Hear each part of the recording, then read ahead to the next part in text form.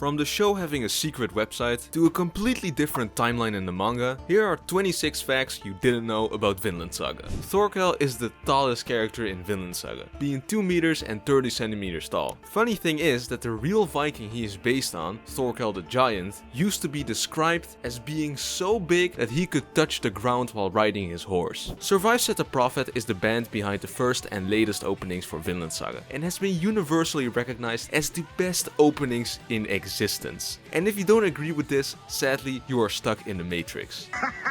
Not only Thorkel, but a lot of characters are based on people that actually existed in real life. Characters like Thorfinn, Leif, Canute, all really lived during that time period. To be fair though, they look a lot less cool than their anime counterparts. The manga for Vinland Saga started releasing back in April of 2005. And since then, the story is still fucking going. We anime onlys have a lot to catch up to. The manga debuted in the weekly shonen magazine, but later switched to a publisher more focused on seinen anime, which allowed the creator to explore more mature and darker themes in the story, which was definitely a good thing. The studio that made season 1 was the one and only Wit Studio, a studio known for a pretty underrated anime, you might have heard of it, called Attack on Titan. And funnily enough, when Attack on Titan switched studios to Mappa, Vinland Saga followed soon after. Thankfully though, the animators for the first season are still animating this season, and the art looks better than ever. Watching Vinland Saga can genuinely feel like a window into the past because of how detailed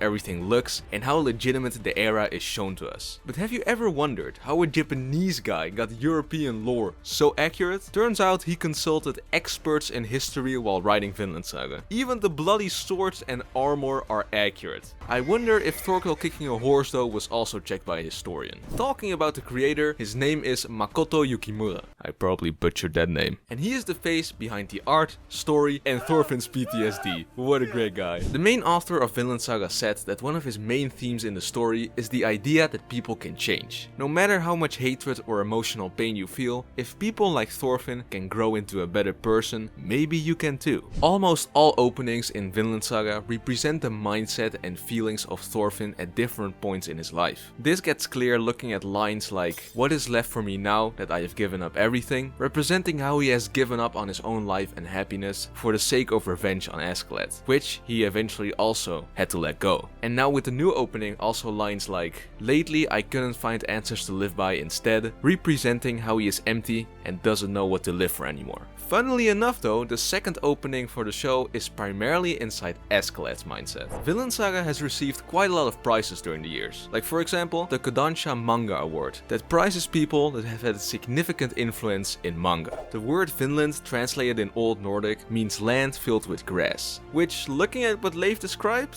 seems about right. The absolutely amazing soundtrack is made by Yutaka Kamada, also known for his work on Tokyo Ghoul and other animes. Yukimura has mentioned that while writing Vinland Saga, he makes sure not to read any other manga so he doesn't get distracted and loses his own vision. He has mentioned on another occasion though that he is very inspired by Berserk, a manga I'm also currently reading. Askeladd's name in the story means covered in ashes, but did you know the real life inspiration for his name came from a children's book? In this book there is a boy called Askelande, or however the fuck you pronounce it, and the story goes that he was looked down upon by almost everyone and was described as the younger child no one knows about. But thanks to his intelligence, he ends up beating all of his enemies and becomes very successful. While reading that story, I could see some resemblances with Askeladd. Vinland is actually a real place, and nowadays it's known as Newfoundland Island, an island part of Canada. And although it's been around 1,000 years since the events of the show, looking at pictures from this island, I can definitely see some very clear resemblance to the show. Like I mentioned before, Leif Erikson actually exists in real life, and just like in the anime, he was the first person to ever reach North America, aka Vinland,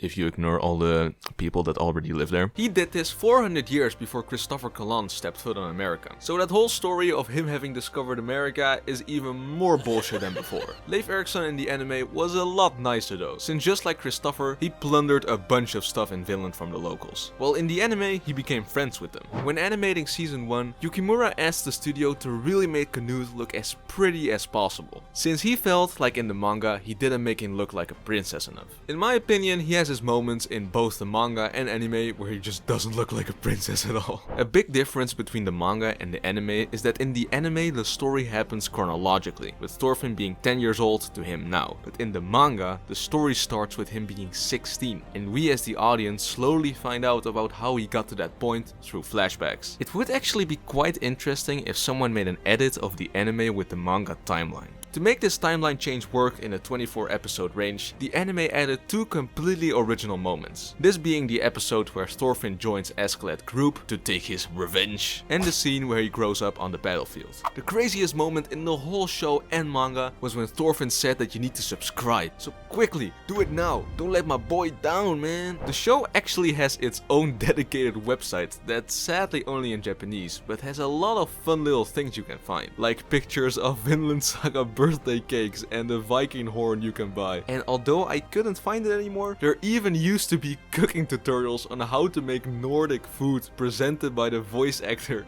of Thorfinn and Knut themselves. And that, ladies and gentlemen, were 23 facts about Vinland Saga you definitely didn't know, or maybe you did know some of them, I don't know, please don't get mad at me for the title. Let me know if you like this style of video, and I'll see you in the next one.